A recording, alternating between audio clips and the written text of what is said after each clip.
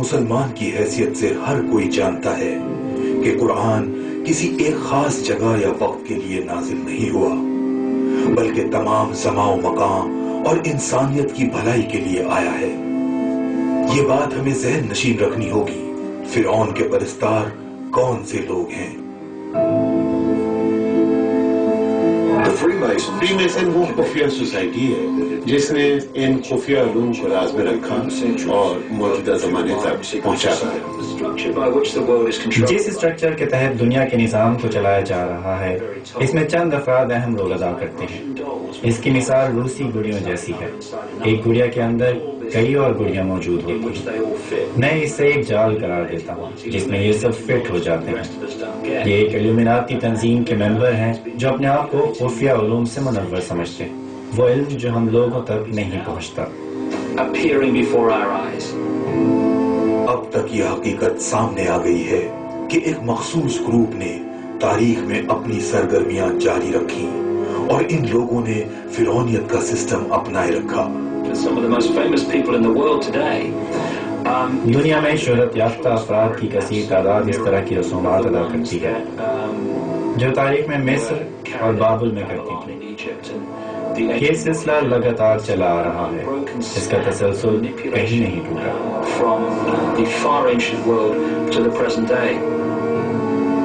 علومناتی group نے ہزاروں سال پہلے فرعون اور ان کے جادوگروں سے حاصل کردہ رازوں کو اپنے سسٹم کا حصہ بنائے رکھا ہے۔ ان خفیہ علوم کے حصول کے بعد علومناتی نے دنیا بھر میں اپنا اثر و رسوخ بڑھایا اور لوگوں کے ذہنوں پر کنٹرول حاصل کرنے کی پالیسی پر عمل پیرا ہو گئے۔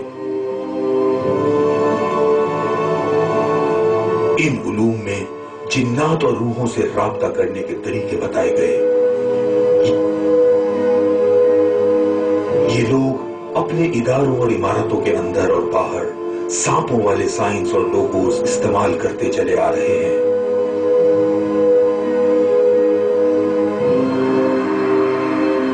ان کے اسکولوں میں جنات سے رابطے کی تعلیم دی جاتی ہے۔ یہ جن انہیں اپنی اپنی فیلڈ میں کامیابی دلانے میں اہم کردار ادا کرتے ہیں۔ یہی وجہ ہے عالمی سطح پر اس گروپ کے لوگ دنیا بھر میں اعلیٰ عہدوں پر فائز ہیں۔ ورلڈ بینک کا سربراہ جیمز ولفنسن بھی اس نیٹ ورک کا ممبر ہے۔ جرمنی کا چانسلر، امریکی صدور کا تو ایک سلسلہ ہے، اسی طرح نیٹو کے سیکرٹری جنرلز بھی ہیں۔ بہت سے لوگ ان مشہور شخصیات کے ناموں سے واقف ہیں جو ان خفیہ تنظیموں سے وابستہ ہیں، جیسے کہ ہنری کسنجر، ڈیوڈ راکفیلر وغیرہ وغیرہ۔ لیکن ان کے علاوہ ہزاروں طاقتور ترین افراد بھی ان خفیہ تنظیموں سے منسلک ہیں۔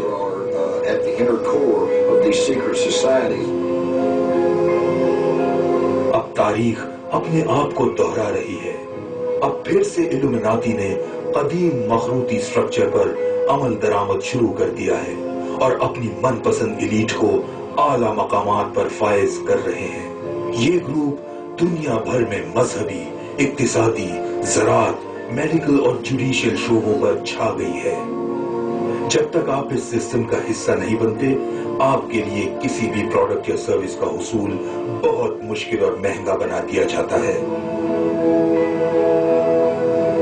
یہ مخروطی اسٹرکچر نہ صرف میڈیسنز کو کنٹرول کرتا ہے بلکہ دولت کی تقسیم پر بھی قدرت رکھتا ہے، جس کی وجہ سے قرضوں کے بوجھ تلے دبی ہوئی، سوئی ہوئی عوام بل بلا رہی ہے۔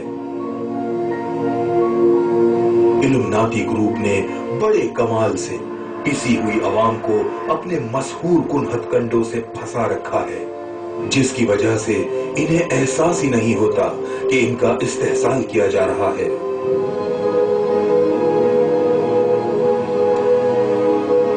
اس گروپ نے کالے علم کی بدولت حاصل ہونے والی قوت کا استعمال کرتے ہوئے فلم، ٹیلی ویژن اور موسیقی پر اپنا کنٹرول حاصل کیا ہے۔ یہ گروپ اس قوت کی بدولت لوگوں کے ذہنوں کو کنٹرول کرتا ہے۔ یہ ٹیکنیک غیر محسوس طریقے سے